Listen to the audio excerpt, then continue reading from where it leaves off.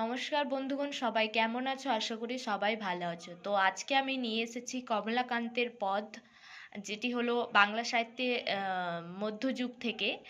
তো এটি শাক্ত পদাবলীর একটি পদ, যেটি কমলাকান্ত সেনের লেখা। তো এই যে পদটি, জানি জানি গো মরম কথা, ঠিক আছে, এটি পদের আহ, যে আমাদের কবিতা পড়ি না, যে কবিতার লাইনগুলো আমরা আম, প্রথমে শিরোনাম পড়ি, তারপর কবিতা পড়ি, তাই তো কবিতার লাইনগুলো পড়ি। তো এটাও একটি পদের শিরোনাম, জানি জানি গো মরম কথা একটি শিরোনাম, এবং তার এটি লাইন, তার এই পদগুলো লাইন আর কি। আমরা দেখো, আমরা যদি এই পদগুলোকে যদি কবিতা আকারে ভাবি, যেমন আমাদের বিভিন্ন কবিতা থাকে, বিভিন্ন কবিদের যে কবিতা থাকে সেগুলো অনুবাদ করে সংস্কৃত থেকে বাংলাতে পাঠায়, তাই তো। কখনো ঈশ্বরচন্দ্র বিদ্যাসাগর অনুবাদ করেন, আবার কখনো ধরো মাইকেল মধুসূদন বা রবীন্দ্রনাথ, বিভিন্ন কবি কি করেন না, কবিতাগুলোকে অনেক সময় অনুবাদ করে লেখেন, অনেক কবিতা যেগুলো সংস্কৃত থেকে আসে।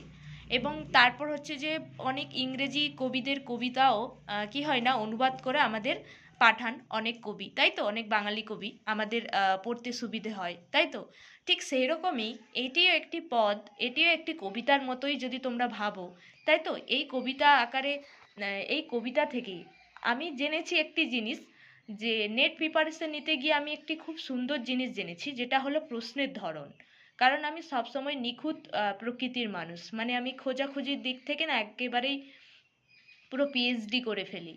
মানে কি বলবো, মানে যতক্ষণ না প্রবলেমের পুরো জট পর্যন্ত ধরছি ততক্ষণ আমি ছাড়ি না, মানে এই ধরনের মানুষ আমি। তো সত্যি কথা বলতে আমি অনেক চেষ্টা করেছি যে প্রশ্নের ধাঁচটা বোঝার জন্য, যে কিভাবে প্রশ্নটা পড়ে। প্রতি বছর আমি শুনি যে মানুষ 3 বা 4 বার অ্যাটেম্প দেওয়ার পর, হ্যাঁ, নেট দেওয়ার পর তবেই নাকি তার ভালো রেজাল্ট হয়, তবেই সে ফার্স্ট র্যাঙ্ক করতে পারে। তো আমি চাই যাতে তোমরা প্রথমবারেই যেন তোমাদের স্কোরটা ভালো হয়, এবং প্রথমবারেই যেন তোমরা বেরিয়ে যেতে পারো। তো সেই জন্যে আমি প্রশ্নের ধাঁচটা সুন্দর করে বুঝেছি। তো যেটা থেকে আমার বোঝা গেল যে যেখান থেকে যে বিবৃতিমূলক বলো, অনেক কঠিন কঠিন প্রশ্ন আমাদের গুলো দেয়, যেগুলো আমরা বুঝতেই পারি না, তাই না, যে কোত্থেকে দিল রে বাবা। হ্যাঁ, এত কিছু পড়লাম তারপরেও যেন মনে হয় যেন বাইরে থেকেই প্রশ্ন এসেছে, তাই না, এরকম মনে হয়। কিন্তু আজ থেকে সেটা একেবারেই বন্ধ হয়ে যাবে। কেন বলো তো? কারণ দেখো, সেই যে কঠিন কঠিন পদগুলো দিয়ে দেয়, হ্যাঁ, কঠিন কঠিন পদ থেকে যে তোমার প্রশ্নগুলো থাকে, যেমন এটি একটি পদ, ঠিক আছে, এখান থেকে কিন্তু প্রশ্ন এসেছিল। কিভাবে প্রশ্ন এসেছিল বলো তো? যেমন ওই যে কবিতার পংক্তি থেকে একটি প্রশ্ন তুলে দিয়ে দিল, মানে লাইন তুলে দিয়ে দিল, বললো যে এই উক্তিটি, হ্যাঁ, কত নম্বর পংক্তিতে আছে, মানে কত নম্বর লাইনে আছে, এর পরপর লাইনগুলো সাজিয়ে দাও, এরকম করে দেয়। যেমন এই পদটি আমি তোমাদের বোঝাই।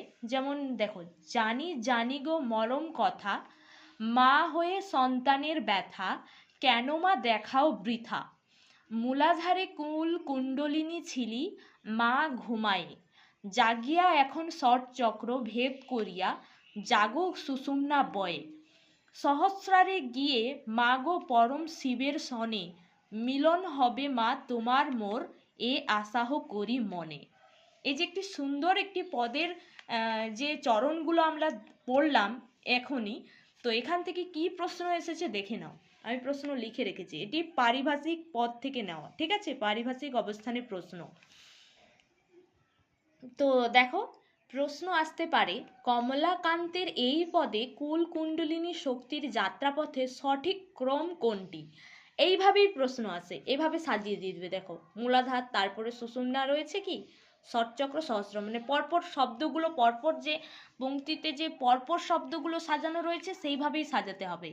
একটার পর যদি ভুল হয়ে যায়, সেখানে তোমার কি হবে না, 2 নম্বর ওখানেই কাটা গেল। আমাদের যেহেতু বাংলাতে 200 নম্বরের পরীক্ষা হয়, তাই তো, সেই 200 নম্বরের মধ্যে তোমার প্রত্যেকটি এমসিকিউতে থাকে 2 নম্বর করে।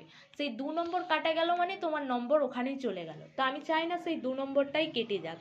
তাই তোমাদের বলছি যে এক্সট্রা পদ পড়ো, ঠিক আছে। শুধু যে ওই বৈষ্ণব পদাবলী আর শাক্ত পদাবলী, যে সখী হামারি দুঃখী নাহি, হ্যাঁ, এরকম একটি মানে পদ রয়েছে, মানে এটা কি বলতো, ওই ভক্তি রসের পদ, মানে রাধা বিরহের পদ, ভক্তি রস নয়, রাধা বিরহের পদগুলো যে রয়েছে এগুলো বাদেও আরও কমলাকান্তের এবং রামপ্রসাদ সেনের কিন্তু আরও অনেকগুলো এক্সট্রা পদগুলো যেগুলো রয়েছে, যেগুলো একেবারেই তোমাদের অজানা, সেগুলোও কিন্তু পড়তে হবে, কারণ সেখান থেকেই তো প্রশ্নগুলো আসে প্রতি বছর, যেগুলো আমরা একেবারেই মানে ধাঁচ না বুঝতে পেরে আমাদের পরীক্ষা দিতে যাই, একদম আমরা পারিও না।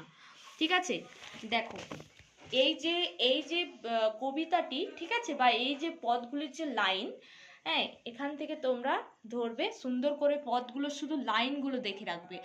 দেখো আমি কিন্তু সুন্দর করে এখানে দিয়ে দিয়েছি, ঠিক আছে।